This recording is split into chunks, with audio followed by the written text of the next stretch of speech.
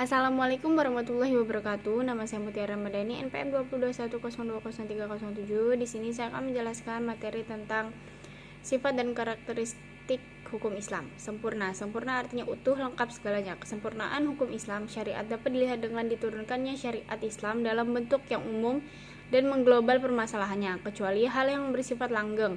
Nas memuat prinsip-prinsip hukum terperinci, konkret, dan teknis.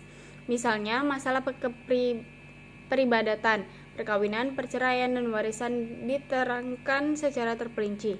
Syariat Islam dapat benar-benar menjadi petunjuk universal dengan bentuk yang umum dan global tersebut. Syariat Islam juga dapat diterima di semua tempat dan setiap saat. Juga diharapkan hukum Islam dapat berlaku sepanjang masa.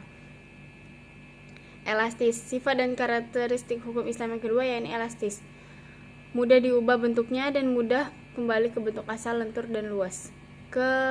Keelastisannya mencakup di segala bidang kehidupan manusia, baik jasmani maupun rohani, baik mengenai hubungan manusia dengan Tuhannya maupun hubungan interaksi sesama manusia, juga tuntunan mengenai kehidupan manusia di dunia dan di akhirat. Hukum Islam memperhatikan segala aspek kehidupan manusia, baik di bidang muamalah, ibadat, jinayah, siasah, dan bidang-bidang lainnya. Namun, segala aturan yang diatur oleh hukum Islam itu tidak berarti pula menjadikan hukum Islam memiliki dogma yang kaku atau beku, keras, dan memaksa. Nas membuka peluang untuk memanfaatkan akal guna berijtihad dan memilih cara-cara yang paling sesuai bagi pelaksana dan sesuai pula dengan keadaan. Universal atau alami berarti umum, berlaku untuk semua orang atau untuk seluruh dunia, bersifat melingkupi seluruh dunia. Ini berarti hukum Islam itu tidak dibatasi oleh lautan maupun batasan suatu negara. Bukti yang menunjukkan bahwa hukum Islam itu mempunyai sifat universal atau tidak, hukum harus dikembalikan kepada Al-Quran. Universal hukum Islam ini dinyatakan oleh Al-Quran sendiri yang berbunyi, dan tidaklah kami mengutus kamu melainkan untuk rahmat bagi semesta alam. Quran Surat Al-Nabiyah ayat 107. Dan kami tidak mengutus kamu melainkan kepada umat manusia seluruhnya sebagai pembawa berita gembira dan sebagai pemberi peringatan. Tetapi kebanyakan manusia tidak mengetahuinya. Quran Surat Al-Saba ayat 28.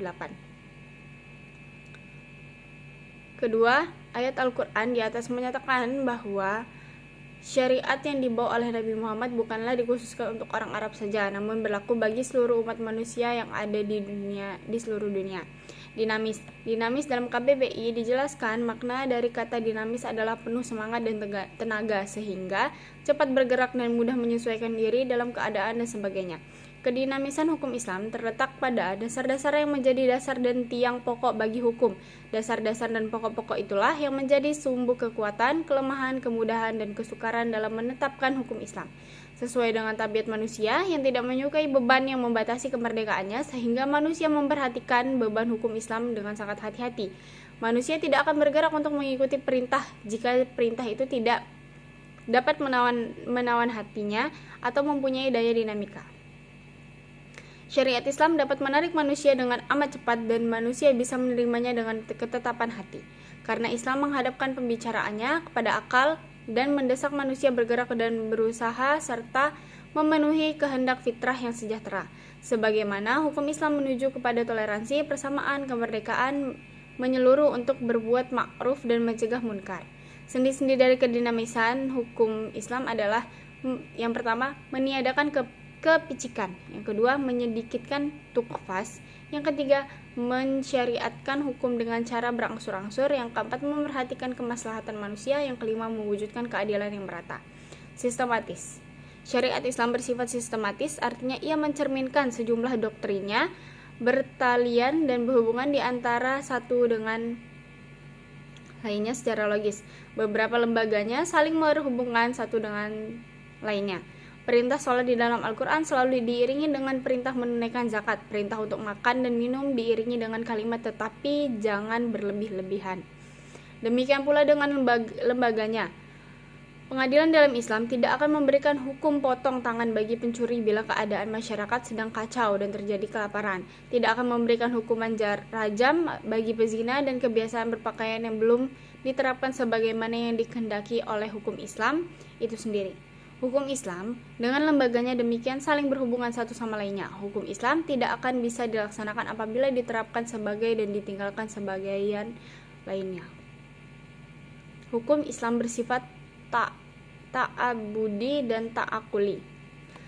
Al-Syatibi menyatakan bahwa ta'abudi adalah sesuatu di mana tujuan hukum dalam melembagakan hukum untuk membebaskan mukallaf dari perintah-perintah hawa nafsu atau hawa agar dia menjadi hamba Tuhan dengan sukarela sebagaimana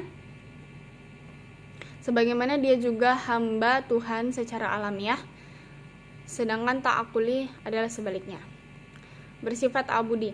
Lebih jelasnya, ta'abudi adalah suatu bentuk ibadah yang tujuan utamanya untuk mendekati diri kepada Allah, yakni beriman kepada segala konsekuensinya berupa ibadah yang mengandung sifat ta'abudi murni. Artinya, maka ide-ide konsep yang terkandung di dalamnya tidak dapat dinar khairu ma'akul al-ma'nam atau suprarasional. Manusia harus menerima apa saja yang telah ditetapkan oleh syariat. Contohnya, sewaktu Umar melaksanakan haji bersama Rasulullah mencium batu Hajar Aswad.